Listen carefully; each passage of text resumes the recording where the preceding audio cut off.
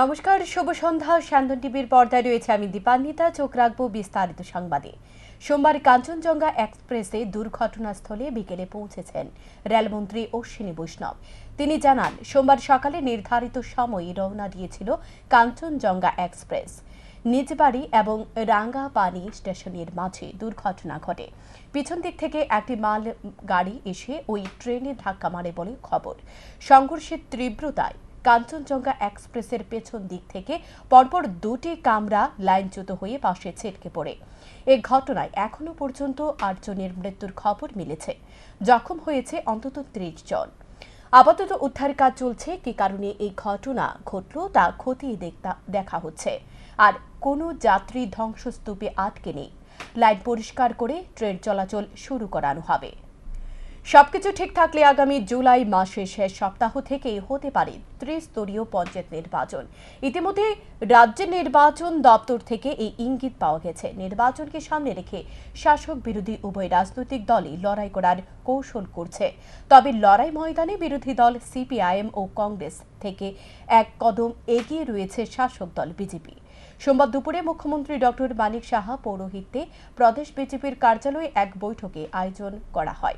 বৈঠকে অন্যান্যদের মধ্যে উপস্থিত ছিলেন প্রদেশ বিজেপি সভাপতি রাজীব ভট্টাচার্য, মন্ত্রী প্রণজিৎ সিংহ রায়, মন্ত্রী রতনলাল নাথ সহ অন্যান্য মন্ত্রী, বিধায়ক ও কার্যকর্তারা। এদিন পঞ্চায়েত স্তরের বিজেপি কার্যকর্তাদের সাথে আলোচনা হয় কিভাবে আসন্ন নির্বাচনে শাসক দল লড়াই করবে এবং জয় হাসিল করে দলকে আরও বেশি এগিয়ে নিয়ে যাবে।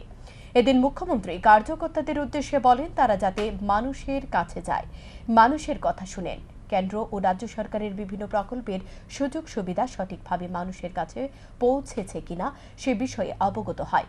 পাশাপাশি তারা যাতে মানুষের সমস্যা সমাধান করে আগামী দিনে উদ্যোগ গ্রহণ করেন। তবে সার্বিক বিষয় নিয়ে আলোচনা হয়েছে বলে দলীয় সূত্রে খবর।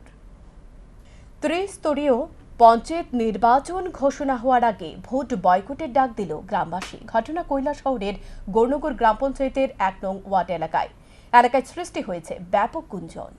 ত্রিস্তর পঞ্চায়েত নির্বাচন ঘোষণা হওয়ার আগে ভোট বয়কটের ডাক দিল গ্রামবাসী। রীতিমতো দুই গ্রামের মানুষ একত্রিত হয়ে প্রকাশ্যে বৈঠক করে জেলা শাসক এবং মহকুমা শাসককে চিঠি দিয়ে সংবাদ মাধ্যমকে এই বিষয়ে অবগত করেন। ঘটনা কৈলাসহরের গৌরনগর গ্রাম পঞ্চায়েতের ১ নম্বর ওয়ার্ড এলাকায়। অভিযোগ, কৈলাসহরের গৌরনগর ব্লকের অধীনে অবস্থিত ১১ আসন বিশিষ্ট গৌরনগর গ্রাম পঞ্চায়েতের ১ নম্বর ওয়ার্ডের মোট ভোটার সংখ্যা ৪১৭ জন। ৪১৭ জনের মধ্যে ৭ জন এসসি অর্থাৎ তপশিলি জাতি ভোটার রয়েছে, ৬ জন এসটি অর্থাৎ তপশিলি উপজাতি ভোটার রয়েছেন। দীর্ঘদিন ধরে গৌরনগর গ্রাম পঞ্চায়েতের ১ নম্বর ওয়ার্ডে পর্যাপ্ত পরিমাণে তপশিলি জাতি কিংবা তপশিলি উপজাতি ভোটার না থাকায় এই ১ নম্বর ওয়ার্ডটি সাধারণ ক্যাটেগরিভুক্ত রয়েছে। কিন্তু ত্রিপুরা পঞ্চায়েত আইন অনুযায়ী যে কোনো ওয়ার্ডে মোট ভোটারের ২ থেকে ৩% ভোটার যদি তপশিলি জাতি কিংবা তপশিলি উপজাতি ভোটার না থাকে, তাহলে এই সংশ্লিষ্ট ওয়ার্ডটি সংরক্ষিত হবে না, অর্থাৎ সংশ্লিষ্ট ওয়ার্ডটি সাধারণ ক্যাটেগরিভুক্ত থাকবে। সম্প্রতি ঊনকোটি জেলা শাসক কর্তৃক এক নোটিশে জানানো হয়েছে, কৈলাসহরে গৌরনগর গ্রাম পঞ্চায়েতের ১ নম্বর ওয়ার্ডটি তপশিলি জাতি সংরক্ষিত করা হয়েছে বলে দাবি গ্রামবাসী। এই ঘোষণায় গৌরনগর গ্রাম পঞ্চায়েতের ১ নম্বর ওয়ার্ডের সমস্ত ভোটারদের মধ্যে ক্ষোভ তৈরি হয়েছে। জেলা শাসকের নোটিশ বের হবার পর এলাকার ভোটারের স্বাক্ষর সম্বলিত লিখিত আবেদনপত্র জেলা শাসক এবং মহকুমা শাসকের কাছে প্রায় ১৫ দিন পূর্বে গ্রামবাসীরা দিয়েছিলেন। গ্রামবাসী আরো জানান, ১ নম্বর ওয়ার্ডে তপশিলি জাতি কিংবা তপশিলি উপজাতি ভোটার প্রায় নাই বললেই চলে। তাহলে ১ নম্বর ওয়ার্ড কি কারণে তপশিলি জাতি সংরক্ষিত করা হয়েছে? অবিলম্বে ১ নম্বর ওয়ার্ডটি পুনরায় সাধারণ ক্যাটেগরি করার জন্য জেলাশাসক এবং মহকুমা শাসকের নিকট আবেদন করলেও ১৫ দিন অতিক্রান্ত হয়ে যাবার পরও প্রশাসনের পক্ষ থেকে কোনো ধরনের পদক্ষেপ না নেওয়াতে গ্রামবাসীরা প্রশাসনের উপর ক্ষিপ্ত হয়ে ওঠে। গ্রামবাসী সোমবার বিকেলে গৌরনগর গ্রাম পঞ্চায়েতের ১ নম্বর ওয়ার্ড এলাকায় অবস্থিত কীর্তনথলি জুনিয়র বেসিক স্কুলে এক বৈঠকে বসেন। বৈঠকে ১ নম্বর ওয়ার্ডের স্থানীয় বিজেপি, কংগ্রেস, সিপিআইএম এবং তৃণমূল কংগ্রেস দলের নেতৃত্ব থেকে কর্মী সমর্থক সহ ১ নম্বর ওয়ার্ডের অধিকাংশ ভোটাররা উপস্থিত ছিলেন।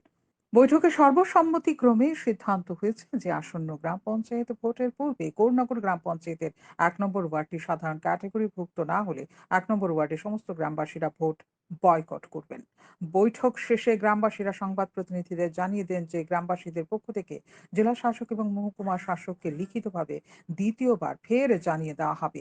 আসন্ন গ্রাম পঞ্চায়েত নির্বাচনের পূর্বে যদি গৌরনগর গ্রাম পঞ্চায়েতের ১ নম্বর ওয়ার্ডটি সাধারণ ক্যাটাগরিভুক্ত না করা হয়, তাহলে ১ নম্বর ওয়ার্ডের ভোটাররা গ্রাম পঞ্চায়েত ভোট বয়কট করবে বলে স্পষ্টভাবেই জানিয়ে দেয়। এই এসসি রিজার্ভেশনটি যদি এটা সুরাহা না করে বা এটা উঠিয়ে না দেয়, তাইলে আমরা সবাই মিলে এই ওয়ার্ডে বুথ বয়কট করা হবে। এটা আজকে আগামী পঞ্চায়েত নির্বাচন এটা বুথ বয়কট করা হবে, এটা সিদ্ধান্ত নিচ্ছে। মূলত গৌরনগর গ্রাম পঞ্চায়েতের কত নম্বর ওয়ার্ড? এটা ১ নম্বর ওয়ার্ড।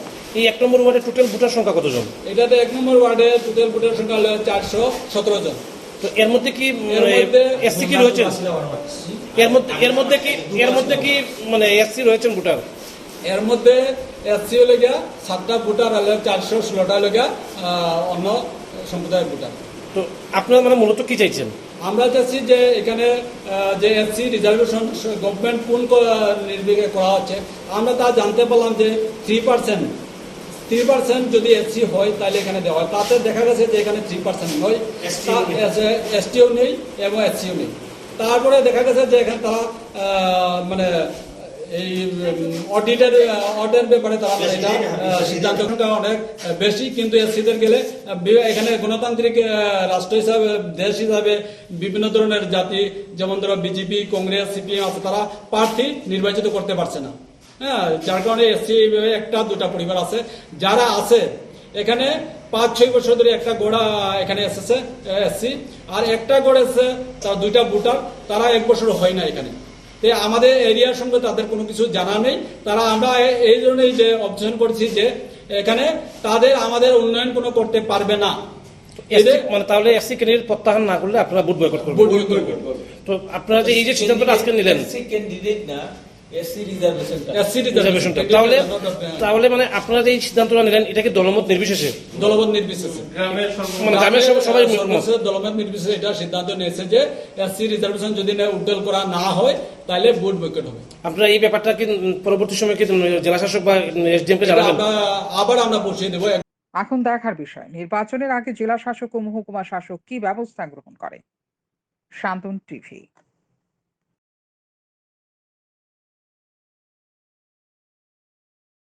নেশা ছাড়তে ঘুমের ওষুধ খেয়ে অকালে প্রাণ হারালো ২১ বছর বয়সের যুবক। মৃত যুবকের নাম আকাশ সরকার, বাড়ির সিধাই মোহনপুর সংলগ্ন কালিকামুড়া এলাকায়। ড্রাগস ও ট্যাবলেটের নেশা ছাড়তে ঘুমের ওষুধ খেয়ে অকালে প্রাণ হারালো ২১ বছর বয়সের যুবক। জিবি হাসপাতাল চত্বরে কান্নায় ভেঙে পড়েছে ছেলে হারা মা। মৃত যুবকের নাম আকাশ সরকার, বাড়ির সিধাই মোহনপুর সংলগ্ন কালিকামুড়া এলাকায়। মৃত যুবকের মা জানায়, ছেলের দীর্ঘদিন ধরে নেশায় ডুবে থাকায় তাকে গত ১ মাস আগে নরসিংগড় স্থিত এক নেশা মুক্তি কেন্দ্রে নিয়ে ভর্তি করানো হয়। সেখান থেকে কিছুদিন পর আকাশ বাড়ি চলে আসে। মাকে জানায় সে সুস্থ হয়ে গেছে। তারপর সে নিয়মিত নেশা ছাড়ার জন্য ঘুমের ওষুধ খেত। অতিরিক্ত ঘুমের ওষুধ খেয়ে নেশার চাহিদা থেকে দূরে থাকার চেষ্টা করছে, কিন্তু গত ৩ দিন আগে আচমকা বাড়িতে অসুস্থ হয়ে পড়ে সে। বিছানা থেকে মাটিতে পড়ে যায় সে। তারপর তার মা সাথে সাথে নিয়ে যায় হাসপাতালে।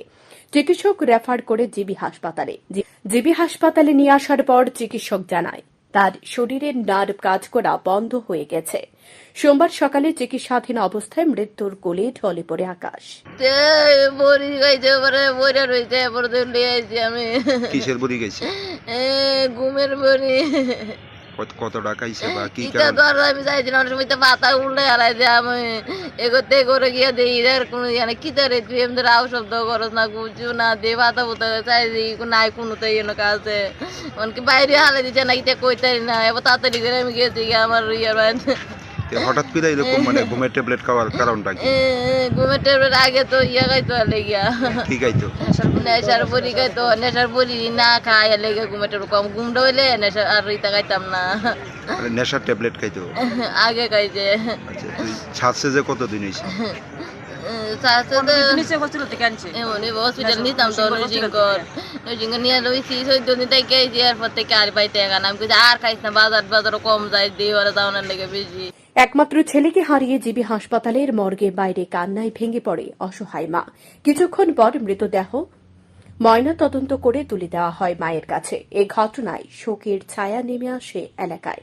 স্থানীয়রা জানায়, এলাকায় কারা নেশার ট্যাবলেট বিক্রি করছে সেটা তারা বুঝে উঠতে পারছে না, যার কারণে তারা কাউকে শনাক্ত করতে পারছে না। এভাবে চলতে থাকলে আরও তরতাজা প্রাণ অকালে চলে যাবে বলে মনে পড়ছে এলাকাবাসী। স্যান্দন টিভি। সোমবার সকাল থেকে শুরু হয় ধর্মনগরে প্রবল বর্ষণে ধর্মনগরের অধিকাংশ এলাকা প্লাবিত হয়ে যায়। এতে বিপর্যস্ত জনজীবন।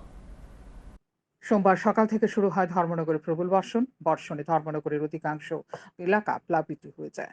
শহরের জেল রোড, নয়াপাড়া রোড, বাবুর বাজার, রাজবাড়ি, শুধু তাই নয়, ভারত বাংলাদেশের সীমান্ত এলাকা জলের বর্ষণে প্লাবিত হয়ে যায়। মানুষের বাড়িঘরে ঢোকে জল। শহরের জল নিকাশি ব্যবস্থা খারাপ থাকায় অনেক লোকের ঘরের মধ্যে বৃষ্টির জল প্রবেশ করে বন্যার সৃষ্টি করে।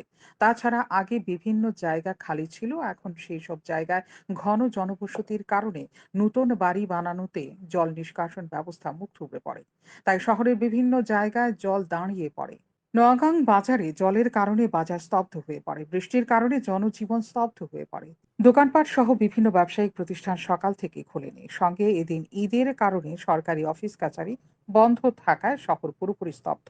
বাজারে দোকানদারেরা দোকান খুলতে পারেনি। প্রশাসনিক উদ্যোগ কিছুটা লক্ষ্য করা যায়। বৃষ্টির জলে প্লাবিত ধর্মনগরকে দেখতে একটা শ্রেণীর মানুষ বের হয়, কিন্তু জলের প্রকোপে তাদের উৎসাহ বিভ্রান্তিতে পরিণত হয়। বিকেলের দিকে বৃষ্টি কমে গেলেও বিভিন্ন এলাকায় জল দাঁড়িয়ে পড়ে। যেভাবে জলের নামার কথা সেভাবে জল নামতে পারছে না বলে এলাকাবাসীর অভিমত। এক কথায় জনবহুল ধর্মনগর বন্যার জলে প্লাবিত হওয়ায় মানুষের দৈনন্দিন কাজকর্মের উপর প্রভাব পড়েছে। শান্তন টিভি। তেলিয়ামুড়া থানাধীন করলং পেট্রোল পাম্প সংলগ্ন এলাকায় যাত্রীবাহী টোটো ও লরি সংঘর্ষে পথ দুর্ঘটনা সংঘটিত হয়। এই দুর্ঘটনায় আহত হয় একজন। ঘটনা সোমবার বিকেলে। জানা যায়, TR01 AV 1641 নম্বরের দাঁড়িয়ে থাকা একটি লরিতে TR06 3012 নম্বরের একটি টোটো পেছনে ধাক্কা দেয়। ফলে গুরুতর আহত হয় টোটোতে থাকা 35 বছর বয়সী আজম মিয়া। ঘটনাটি প্রত্যক্ষ করতে পেরে প্রত্যক্ষদর্শীরা তড়িঘড়ি তেলিয়ামুড়া অগ্নি নির্বাপক দপ্তরের কর্মীদের খবর দেয়। তারা ঘটনাস্থলে পৌঁছে আহত আজম মিয়াকে ঘটনাস্থল থেকে উদ্ধার করে নিয়ে আসে তেলিয়ামুড়া মহকুমা হাসপাতালে। সেখানে নিয়ে এলে তেলিয়ামুড়া মহকুমা হাসপাতালের কর্তব্যরত চিকিৎসক চিকিৎসা শুরু করেন। একটা কল আছে যে করলং পেট্রোল পাম্পের সামনে একটা অ্যাক্সিডেন্ট হয়েছে।